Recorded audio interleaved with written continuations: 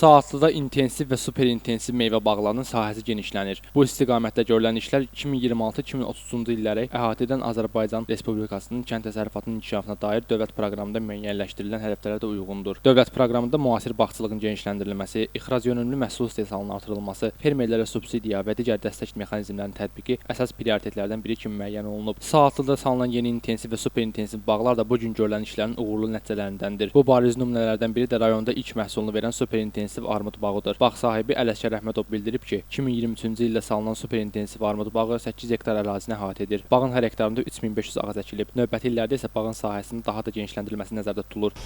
Hal-hazırda armud bağında yığım gedir.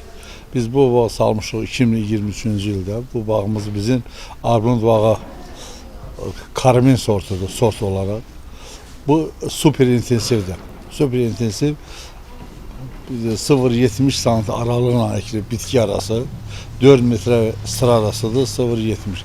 Deməli bu hektara 3500 ağac əkilib bizim bu sayədə. Əsas məqsəd idxaldan asılılığı azaltmaq, ixrac yönümlü kənd təsərrüfatı istehsalını genişləndirməkdir. Bu bağların məhsulu daxili bazarla yanaşı ixracda olunur. Armud və heyva bağların məhsulu artıq 6 ölkəyə göndərilir. Gələcəkdə həm ixracın, həm də məhsul istehsalının həcmini daha da artırmaq planlaşdırılır. Bu ilin dekabr ayında isə əlavə 30 hektar sahədə nar bağlarının salınması nəzərdə tutulur. Aydın Yavərzadə, Yusif Əliyev, Bu gün informasiya proqramı üçün.